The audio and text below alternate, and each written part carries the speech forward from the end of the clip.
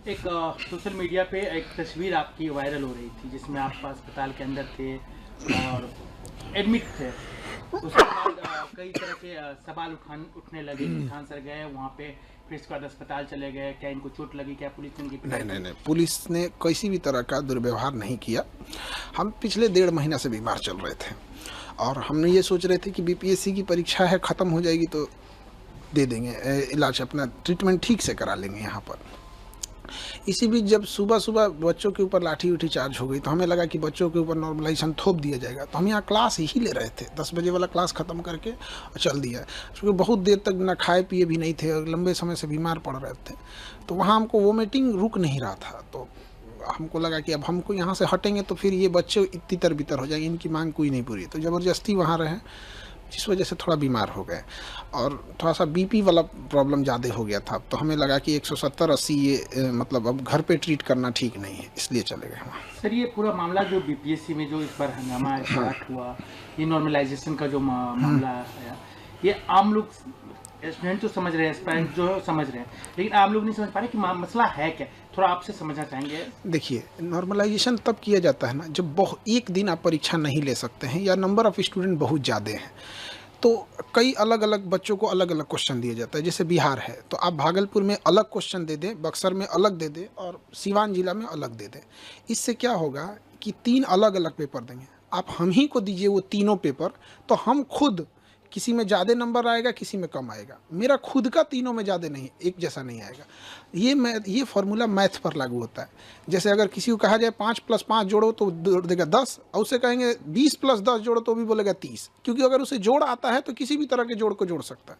लेकिन ये जीएस में लागू नहीं होता है। जैसे अगर हम किसी से कहें भारत का क्षेत्रफल बताओ तो बता देगा, कोई भी विद्यार्थी पढ़ता है। लेकिन अगर किसी दूसरे बच्चे से यही सवाल पूछा जाएगा कि तुम मंगोलिया का क्षेत्रफल बताओ, नहीं बता पाएगा।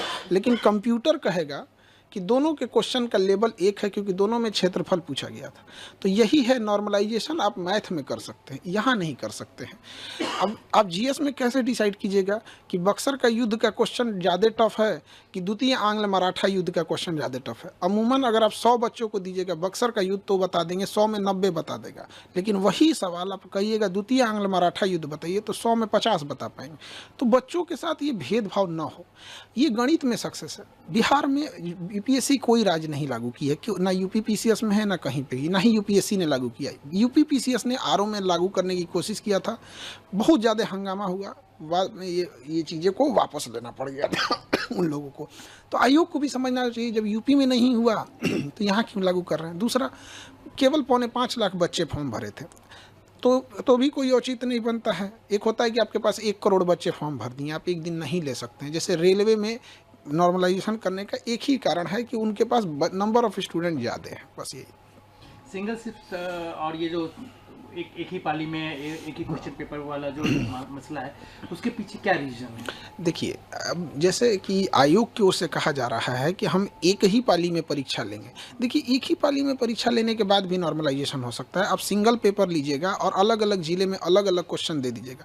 दूसरा, एक सबसे बड़ा इसका कारण क्या है, आयोग खुद डिसाइड करता है वो किसका जवाब देगा, किसका जवाब नहीं देगा। उसे स्टूडेंट के टेंशन से कोई मतलब नहीं है। जैसे ये सितंबर में परीक्षा होने वाली थी, फिर बाढ़ वगैरह के कारण नवंबर गई, फिर दिसंबर गई। शुरुआत में एक नोटिफिकेशन जारी किया गया, पूरे अखबार में चलाया गया कि 38 जिले का क्वेश्चन अलग अलग रहेगा। ये 2 महीने से बीपीएससी के टीचर और स्टूडेंट एक मेंटल ट्रोमा से गुजर रहे हैं। पहली बार होगा 38 जिला का क्वेश्चन अलग अलग हो जाएगा। आयोग का कहना है क्या कि इससे पेपर लीक नहीं होगा। तो एक पेपर लीक एक समस्या जैसी भयावह है, वैसे ही नॉर्मलाइजेशन एक भयावह समस्या। अब हमसे कोई कहे कि आपका दाहिना आँख फोड़े कि बायां आँख फोड़े, काहे फोड़ोगे भाई? तो आप अपनी व्यवस्था सही रखिए, पेपर न लीक हो यहाँ पर। उसके बाद हुआ कि नहीं, 3 पेपर लेंगे। उसके बाद हम लोगों की मीटिंग भी बुलाई गई थी, तो उन्होंने हमें समझाया भी था कि देखिए, नॉर्मलाइजेशन की प्रक्रिया ठीक है। हम लोगों ने कहा था ये मैथ के लिए ठीक है। अब जैसे साड़ी भारतीय ड्रेस है तो महिलाओं के लिए ठीक है। अब आप ये कहिएगा कि खान सर कह रहे हैं कि साड़ी एक भारतीय ड्रेस है तो क्या हम साड़ी पहन के हम घूमेंगे? आप समझिए, ये मैथ के लिए ठीक है, आईआईटी में लगाइए, हम वो पहले से लागू है, हम कहीं उसका विरोध नहीं कर रहे हैं। लेकिन जीएस के लिए लागू नहीं है यहाँ पर। तो आयोग इसका खंडन नहीं किया और सबसे बड़ा आग में घी का काम किया। 4 दिसंबर को आयोग ने एक नोटिफिकेशन जारी किया हर एक डिस्ट्रिक्ट मजिस्ट्रेट को कि हम आपको 3 तरह का पेपर भेज रहे हैं और यहीं से ये आग फैल गई कि आप 3 तरह का पेपर क्यों भेज रहे हैं। हम लोगों ने कहा कि आप एक नोटिफिकेशन जारी कर दीजिए कि इन 3 पेपर में से किसी एक का ही प्रयोग आप सभी जिला में करिएगा। तो आयोग ने कहा कि हम नहीं बोलेंगे। तो हम लोग को मजबूरी में जाना पड़ा और वापस वहाँ से लौटे इसी आधार पे कि आयोग ने शाम को 7 बजे 8 बजे के बीच में एक नोटिफिकेशन जारी किया कि हम एक ही यूज़ करेंगे। हमारी बात ख़त्म हो गई। यहाँ पर सीधी सी एक छोटा सा नोटिफिकेशन आप ऑफिशियली दे देते तो कभी बवाल नहीं होता। एक शिक्षक से पूछिए, हम लोग चाहते हैं पढ़ाना, शांति से पढ़ाना, 10 घंटा 12 घंटा पढ़ाने के बाद इतना हिम्मत और होश नहीं रहता है कि हम लोग जाके सड़क पे जाके लाठी खाएं। लेकिन सर ये कहना चाहते हैं क्या केवल बीपीएससी नॉर्मलाइजेशन वाला पैटर्न तो नहीं अपना रही है, इससे पहले भी अपनाया गया है कई एग्जाम में? जो भी एग्जाम में अपनाया गया है उसमें 2 ही कारण रहे हों। या तो उस एग्जाम में ज़्यादातर प्रश्न साइंस या मैथ के रहे होंगे जैसे आईआईटी हो गया, या फिर उस एग्ज़ाम में 1 करोड़ से ज़्यादा बच्चे बैठे होंगे जैसे रेलवे हो गया।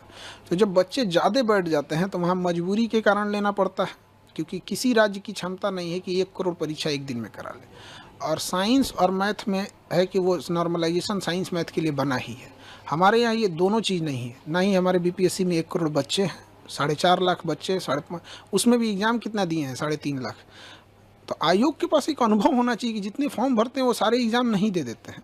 और दूसरा, हमारे यहाँ जीएस भी नहीं है। पेपर लीक की समस्या कितनी बड़ी समस्या मानते हैं? क्योंकि जब भी होता है बिहार में हल्ला होता है कि पेपर लीक हो गया, हर जगह से यूयू छापा मारना चालू करती है, कहीं पकड़ाते हैं कहीं पकड़ाते हैं, तो ये कितनी बड़ी समस्या है बिहार की? देखिए, ये इससे बड़ी समस्या विद्यार्थी जीवन के लिए कोई नहीं हो सकता है। इसमें सबसे ज़रूरी चीज़ क्या है कि जिस पे शक हो उस पे नार्को टेस्ट कराया जाए। क्योंकि कई बार ऐसा क्या होता है ना कि कोई व्यक्ति खुद नहीं इन्वॉल्व होता है, लेकिन जब उसको पता होता है कि यह व्यक्ति पेपर लीक करा रहा है तो वहाँ आँख बंद कर लेता है। तो ये भी एक तरह का अपराध ही है। तो नार्को टेस्ट कराएं मीडिया के सामने, और इसके लिए कैपिटल पनिशमेंट, फांसी की सज़ा रखी जाए, उससे नीचे कोई सज़ा नहीं।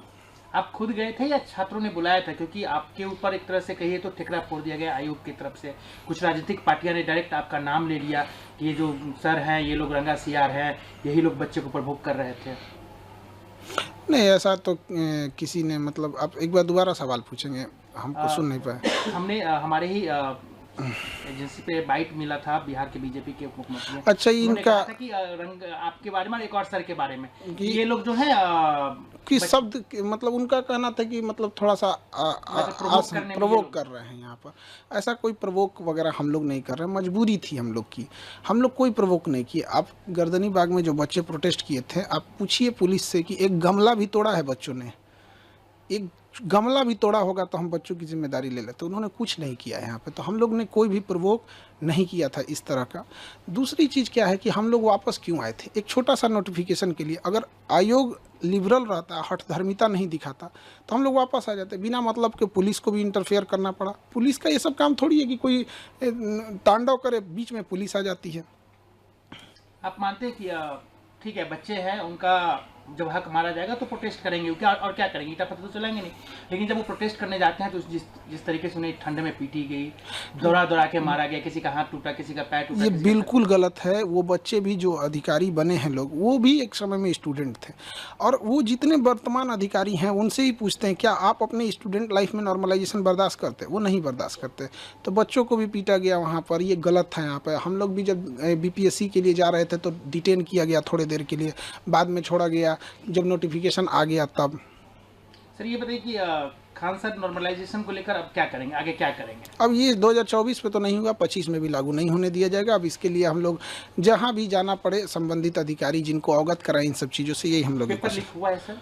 अभी यहाँ पे तो आयोग अपना प्रेस कॉन्फ्रेंस अभी दिया है। अब उसके में आगे क्या कर रहा है आयोग का, अभी पूरी प्रेस कॉन्फ्रेंस चल ही रही है उनकी। ये प्रेस कॉन्फ्रेंस आयोग का खत्म हो जाता है तब हम कुछ बता पाएंगे, क्योंकि अभी तो प्रेस कॉन्फ्रेंस रनिंग है। रद्द कर दिया गया है। हाँ, ये तो अभी बापू परीक्षा परिषद वाला को रद्द किया गया है। आगे पूरी प्रेस विज्ञप्ति क्या आती है, अभी वो प्रेस कॉन्फ्रेंस रनिंग में है, तो हम अभी पहले उसको पूरा देख लेंगे तब बता पाएंगे। पटना एडमिनिस्ट्रेशन की तरफ से एक CCTV फुटेज जारी किया गया, उसमें दिखाया गया है कि एक सेंटर पे कैसे जो है कुछ स्टूडेंट जो है निकल जाते हैं बाहर। पटना पुलिस का कहना है कि यही लोग हैं जो पूरा अराजकता फैलाए हैं, आतंक फैलाए वो हैं। सीसीटीवी फुटेज पूरी तरह से जारी कर दिया जाए। हम लोग का भी यही मांग है कि पब्लिक को भी अधिकार होता है डेमोक्रेसी में। वहाँ पे अगर कोई स्टूडेंट अगर इस टाइप का, देखिए परीक्षा परिषद में स्टूडेंट तो मेरे ख्याल से इस तरह का नहीं करेंगे, लेकिन अगर वो सीसीटीवी फुटेज है वो तो जो होगा वो जांच का विषय है। वहाँ पर सीसीटीवी फुटेज पूरी पब्लिक को आ जाने दीजिए। अभी आयोग की मीटिंग, चूँकि प्रेस कॉन्फ्रेंस चल ही रहा है, ख़त्म हो जाएगा तो ही हम कुछ कह पाएंगे। सर लेकिन एक सवाल उठता है कि कुछ भी होता है बिहार में परीक्षा से रिलेटेड, छात्रों से रिलेटेड, तो खान सर का नाम आ जाता है। आखिर क्या रीजन है, खान सर का नाम घसीटा जाता है या ज़बरदस्ती आया जाता है? अब नाम के लिए क्या, हमारे पास सबसे ज़्यादा बच्चे हैं, हम कम फी में पढ़ाते हैं, तो ऑब्वियस बात है कि सबसे ज़्यादा चर्चा हो जाता है, यही कारण है यहाँ पर। एक चीज़ और सवाल सर कि आगे भी जितने आप पे आरोप लग रहे हैं, मतलब जो भी लगा रहे हैं, सोशल मीडिया के ज़माने में कोई भी उठता है, किसी के बारे में कुछ भी लिख देता है, तो क्या आप छात्र के साथ रहेंगे? हम छात्र के लिए मेरा जीवन समर्पित है। रही बात सोशल मीडिया पे, तो हर छोटा इंसान बड़े इंसान पे आरोप लगाता है। ये सोशल मीडिया का एक फैशन, एक ट्रेंड बन चुका है। अब कोई उठ के कहेगा कि नरेंद्र मोदी का भाषण हम ही लिख के देते हैं, तो नरेंद्र मोदी तो उसको क्लियर करने आएंगे नहीं, वो तब तक चिल्लाते रहेगा कि हम इतने विद्वान हैं कि हम ही भाषण लिख के देते हैं। तो ये तो कोई बात नहीं ना होती है। अब आपकी तबीयत बिल्कुल स्वस्थ है? अब तो ठीक है, तबीयत ठीक है। एक चीज़ और सर कि कहा गया कि आपको जब हिरासत में लिया गया तो क्या आपके साथ किसी तरह की ज्यादती हुई? क्योंकि आप इसके बाद अस्पताल चले गए तो लोगों को बहुत सारे सोशल मीडिया पे वीडियो वायरल हो गए कि आपके साथ मारपीट की गई है, आपकी तबीयत ठीक नहीं है, पुलिस के खिलाफ हमने देखा ट्रेंड बिहार पुलिस चलने लगी। नहीं, देखिए ये जो भी अफवाह उड़ा रहे हैं गलत है। पुलिस ने मेरे साथ कोई ज़्यादती नहीं की। थोड़े देर के लिए डिटेन रखा, जो लॉ एंड ऑर्डर के लिए पुलिस को करना पड़ता है, और वो पुलिस की, हम इसमें पुलिस का नहीं कहते हैं कि पुलिस ने गलत किया। पुलिस का जो कर्तव्य बनता उन्होंने उसको किया। हम लोग वापस इसलिए आए कि जो हमसे पुलिस स्टेशन में बताया गया कि आपकी बात मान ली गई, नोटिफिकेशन आ गया है। हमने कन्फर्म करने की कोशिश की तो वहाँ नेटवर्क उतना नहीं था, तो लोगों ने बताया कि हाँ आ गया है। तो जिनका नॉर्मलाइजेशन जैसा मुद्दा था वो लोग वापस जाने लगे। पुलिस ने कहा कि वापस आप अगर जाएंगे धरना स्थल पे तो हम आपको एफआईआर कर देंगे।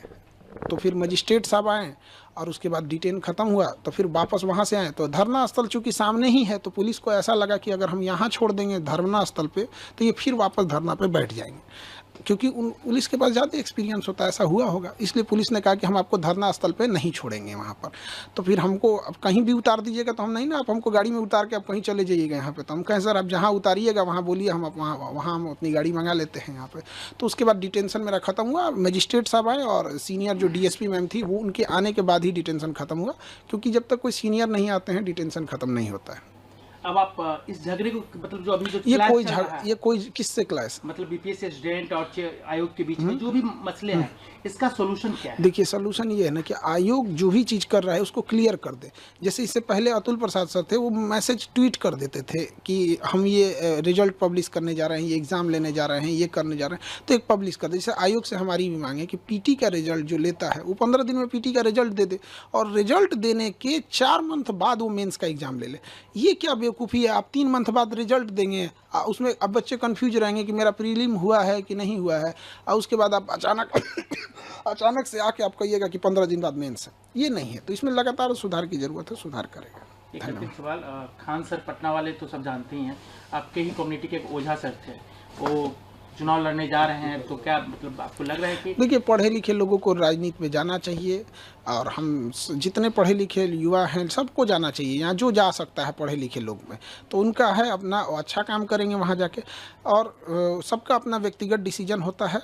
और शिक्षित हैं तो शिक्षित व्यक्ति को हमेशा से कहा जाता है कि समाज में जाना चाहिए। राजनीति में भी ऐसे मत आप कहा जा रहा है कि आपके बारे में भी अलग, हमको चुनाव ना नहीं लड़ना है। अब हम क्लियर कर देते हैं। 24 में लोग दिमाग खा लिए थे क्योंकि लोकसभा का इलेक्शन था, हम मना करते रह गए, भैया हमको पढ़ाने से फुर्सत नहीं है, ये 25 का इलेक्शन जल्दी ख़त्म हो कि मेरा सरदर्द खत्म हो। जिसको लगता है, जैसे लगता है राजनीति बहुत बड़का चीज़, मतलब क्या बताए जाएंगे कि नहीं जाएंगे, हम लोग जवाब दे दे के थक जाते हैं। लोग पढ़ाने से फुर्सत नहीं है हमको। नहीं सर, खान सर एक चीज़ तो आपके बारे में बार बार चर्चा आती है कि जितने भी प्रोटेस्ट होते हैं या कुछ भी होते हैं उसमें आपका नाम नहीं, मेरा नाम बस स्टूडेंट के लिए आता है। यहाँ डेली 5 प्रोटेस्ट होता है, आप मेरा नाम नहीं देखेंगे। स्टूडेंट युवाओं के, बड़े स्टूडेंट, अब चाहे बड़ा हो या छोटा हो, आप हमको किसी भी में नहीं देखे होंगे। अब जैसे किसानों की समस्या है, किसान अपनी मांग रख रहा है, वहाँ आप हमको देखे हैं? हम पढ़ा रहे हैं बच्चों को, हमारे यहाँ अगर कुछ होगा तो हम बच्चों की बात रखेंगे। यहाँ पे कौन रखेगा? एक बच्चे का यहाँ तबीयत खराब हो जाता है ना, उसको बढ़िया डॉक्टर का नाम नहीं पता रहता, पूछता है सर ये दिक्कत है, कौन डॉक्टर ठीक रहेंगे? क्या लगता है वो बच्चे यहाँ आके आयोग से लड़ पाएंगे? तो हम लोग को मजबूरी में आना पड़ता है। धन्यवाद।